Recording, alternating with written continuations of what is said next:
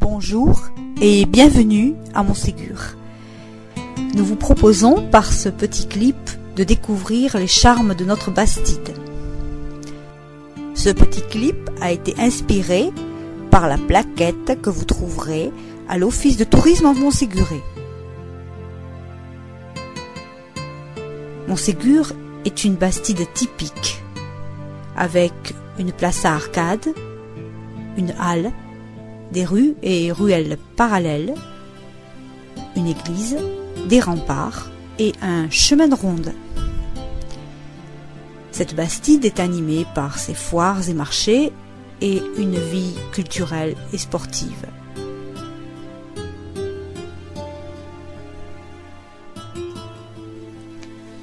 Une Bastide au milieu d'une nature paisible, aux paysages pittoresques et variés, façonnés par notre rivière, le Drô. Aquesto franqueso fu dada al borges e a los borgesos de Montségur per la dona Ilianos. Ainsi commence la charte de fondation accordée le 26 juillet 1265 par Éléonore de Provence, l'épouse d'Henri III Plantagenet, aux bourgeois et bourgeoises de Montségur. Depuis le XIIIe siècle, Montségur a gardé le plan caractéristique des Bastides, organisé à partir de la place et adapté au promontoire que les Plantagenets ont choisi comme site défensif.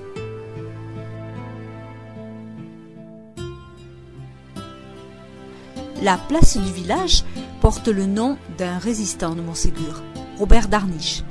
Cette place de 78 mètres de côté est située dans la partie la plus large de la Bastide. Elle offre avec sa halle et ses galeries à arcades, on dit aussi les couverts, ou lusaubans en occitan, un grand espace protégeant des intempéries. C'est un lieu de rencontre, un lieu d'échange.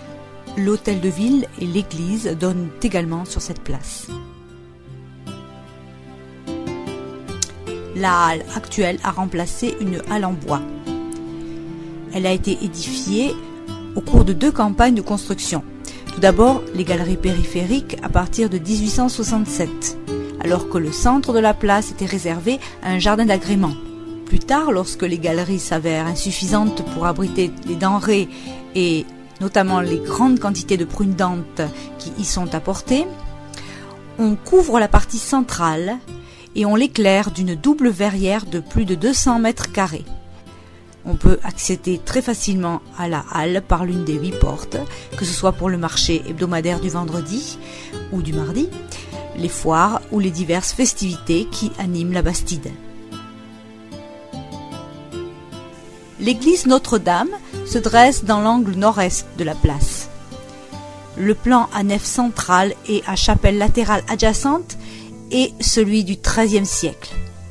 Dans les chapelles, des sculptures datent aussi du XIIIe siècle, tandis que le XIXe siècle a donné une empreinte néo-gothique équilibrée et harmonieuse. En avant du corps de bâtiment du logis du gouverneur, une tour hexagonale abrite un escalier. Construite à la fin du XVe siècle, elle est de style gothique tardif. Le tympan de sa porte est orné d'un arc Tudor et sur les pilastres, les inscriptions Bréhim et Hébréhim restent une énigme.